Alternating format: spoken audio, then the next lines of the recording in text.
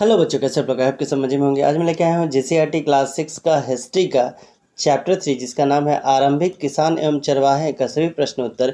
इससे पहले मैंने हिस्ट्री का 1 से लेकर के 2 तक ऑलरेडी डाल रखा है और साथ में अदर सब्जेक्ट का भी ऑलरेडी डाल रखा है। अगर आपने अभी तक नहीं देखा है तो एक बार जाकर उसे जरूर चेकआउट करें। मैं लिंक आई बटन और डिस्क्रिप्शन दोनों में दे दूंगा। और अगर चैनल पर नए हैं तो लाइक से सब्सक्राइब करके बेल आइकन को जरूर प्रेस कर दे, ताकि हर आने वाले वीडियो का नोटिफिकेशन आपको टाइम टू टाइम मिलता रहे। तो चलिए देर न करते हुए शुरू करते हैं। सबसे पहला जो है वो आपका है रिक्त स्थानों की पूर्ति कीजिए। जिसमें पहला नंबर है आदि मानव ने सर्वप्रथम डैश को पालतू बनाया, तो जंगली कुत्ते को पालतू बनाया। उसके बाद दूसरा नंबर है बुर्जहोम डैश में स्थित है, तो ये एक पुरा स्थल है और कहाँ स्थित है, तो ये कश्मीर में स्थित है। गौ नंबर है डैश में चावल की खेती का अवशेष मिला है, तो इस जगह का नाम है कोल्डी हवा। घ नंबर है गड्ढे के नीचे बने घर को डैश कहा जाता है, तो इसको हम लोग गर्तवास के नाम से जानते हैं। अंगवा नंबर है सिंहभूम में लोटा पहाड़ पर डैश कालीन औजार मिले हैं, तो इसको हम लोग बोलेंगे मध्य पाषाण। ठीक है।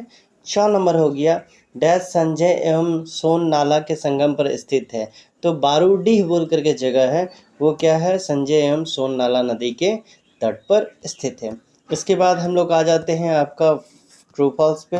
सही कथन क्या है, सही, और गलत क्या है, गलत लगाना है। पहला नंबर पूछा गया है आकेटक खाद्य संग्राहक झुंड में रहा करते थे, तो एकदम सही। स्टार्टिंग में लोग झुंड में रहते थे। दूसरा, कृषि की शुरुआत पुरा पाषाण काल में हुई थी, ये गलत है। तीसरा है चिरांद बिहार में स्थित एक पुरा स्थल है, तो ये एकदम सही है। चौथा है मेहरगढ़ में 4 या अधिक कमरों का घर का अवशेष मिला है, तो ये भी एकदम सही है। इसके बाद हम लोग आते हैं 3 नंबर, जहाँ से क्वेश्चन आंसर आपका शुरू होता है। पहला क्वेश्चन है क नंबर में किसान एक स्थान पर क्यों रहा करते थे, एक पर्टिकुलर स्थान पे ही क्यों रहा करते थे, तो उत्तर हो जाएगा कृषि के शुरुआत से किसान के जीवन में बड़ा बदलाव आया। किसानों को फसल उगाने के लिए लंबे समय तक एक ही स्थान पर रहना पड़ता है, क्योंकि या रहना पड़ता था, आप कर सकते हैं, यहाँ पर मैं था कर देना, क्योंकि खेतों की देखभाल करनी होती थी और पौधों को पानी देना होता था। ठीक है। और पक्षियों और जानवरों से भी बचाना होता था, ताकि वे बढ़ें और बीज पच सकें। नहीं तो इससे पहले क्या होता था, तो वो लोग एक जगह से दूसरे जगह 2-3 महीना में ही मूव कर जाते थे। आगे बढ़ने से पहले आपसे एक करना है रिक्वेस्ट, अगर आपने अभी तक चैनल को सब्सक्राइब नहीं किया है तो उसको सब्सक्राइब जरूर कर दें और ज़्यादा से ज़्यादा शेयर किया करें, ताकि आपके तरह आपके फ्रेंड को भी इसका फ़ायदा मिलता रहे। चलिए ख नंबर में आते हैं। ख नंबर में बोला है पशुपालन से आदि मानव को क्या लाभ हुए, तो उत्तर हो जाएगा पशुपालन से उनके जीवन में बड़ा प्रभाव पड़ा है। भोजन के रूप में वे जानवरों से दूध एवं मांस प्राप्त कर सकते थे। इस प्रकार जानवर उनके लिए चलते फिरते क्या हो गए, भोजन के भंडार हो गए थे। बुर्ज होम से प्राप्त कब्र में पालतू कुत्ते को मालिक के साथ दफनाए जाने का साक्ष्य भी मिला है, जो इस बात का एकदम सटीक साक्ष्य है। तीसरा नंबर गौ नंबर दिया गया है बसने की प्रक्रिया से पालतू जानवरों को क्या परिवर्तन है, तो उत्तर हो जाएगा लोगों के द्वारा एक जगह रहकर पौधों को उगाने एवं जानवरों की देखभाल करने को हम लोग क्या कहते हैं, बसने की प्रक्रिया कहा जाता है। इसमें निम्नलिखित बदलाव आए। नंबर 1 में आक्रामकता में कमी। पालतू जानवरों को आमतौर पर मनुष्य के प्रति कम आक्रामक होने के लिए पाला जाता था, जो उन्हें सहयोगी और घर में रहने के लिए अधिक उपयुक्त बनाता है।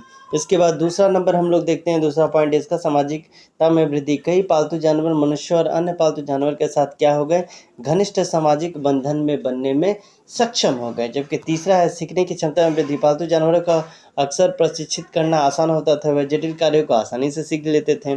चौथा है आहार में परिवर्तन। पालतू जानवर अक्सर मनुष्य द्वारा प्रदान किए गए भोजन पर क्या करते थे, निर्भर करते थे और जंगली आहार का सेवन नहीं करते थे। देख, तो क्वेश्चन तो यही था ना, बसने की प्रक्रिया में क्या परिवर्तन आया। चलिए अब देखते हैं हम लोग घ नंबर में आपसे पूछा गया है पुरातत्वविद कैसे पता चल करते हैं कि कोई स्थल पुरा स्थल है, यानी पुराना है। तो यह पता लगाने के लिए वो कई तरीकों को अपनाते हैं। नंबर 1 भूतल सर्वेक्षण।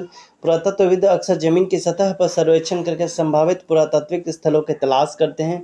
वे मिट्टी के सतह पर दिखाई देने वाले संकेतों जैसे मिट्टी के टीले, पत्थर के ढांचे या टूटे हुए मिट्टी के बर्तनों को तलाश करते हैं।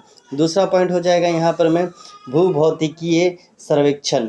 पुरातत्वविद जमीन के नीचे छिपी वस्तुओं का पता लगाने के लिए विभिन्न भूभौतिकीय तकनीकों का प्रयोग करते हैं। इसमें से चुंबकीय सर्वेक्षण, ध्वनि तरंग सर्वेक्षण एवं विद्युत प्रतिरोधक सर्वेक्षण भी शामिल है। तीसरा हो जाएगा खुदाई। एक बार जब पुरातत्वविद को संभावित पुरातात्विक स्थल मिल जाता है तो वे सावधानीपूर्वक खुदाई करके इसकी जांच करते हैं। ठीक है, वे मिट्टी के परतों को हटाते हैं और खोजे गए अवशेषों को रिकॉर्ड के रूप में रखते हैं। जबकि लास्ट पॉइंट हो जाएगा पुरातात्विक सामग्री का विश्लेषण। पुरातत्वविद पाए गए अवशेषों में सावधानीपूर्वक अध्ययन करते हैं, जैसे कि मिट्टी के बर्तन, पत्थर के उपकरण, हड्डियों के बीज आदि। ये उस स्थान के बारे में जानकारी प्राप्त करने में मदद करती है। इसका उपयोग कैसे किया गया था, कौन करता था और किस समय का, किस काल का है। इसमें से आप एक दो पॉइंट हटा के भी लिख सकते हैं, कोई दिक्कत नहीं, मैंने डिटेल में बना दिया है।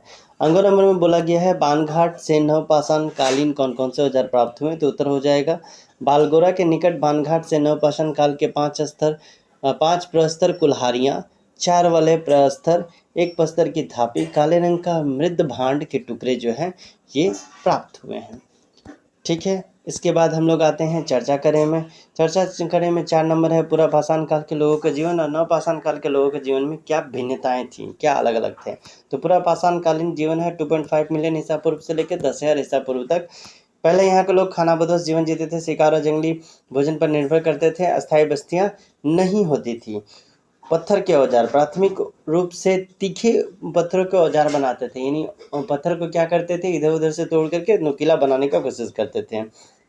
उसके बाद छोटे समूह में रहते थे, इसमें 20 से 50 व्यक्ति ही रहते थे, इससे ज़्यादा नहीं रहते थे। इसके बाद है चौथा पॉइंट गुफा आश्रय। प्राकृतिक गुफा या चट्टानों का उपयोग आश्रय के लिए किया जाता था, कोई घर बोल के नहीं था। और लास्ट है कला संस्कृति। गुफा चित्र और मूर्तियों के माध्यम से कलात्मक अभिव्यक्ति को ये करते थे, जिसमें गुफा में ही ये लोग बना देते थे, रॉक सेल जिसको बोला जाता था। नवपाषाण काल में देखेंगे तो इसका 10,000 से लेकर के कहाँ तक हुआ है, तो 4,500 ईसा पूर्व। इसमें कृषि, फसलों की खेती और जानवरों का पालन, अस्थायी बस्ती का विकास, ये सब यानी कृषि यहाँ पर में शुरू हो गया था।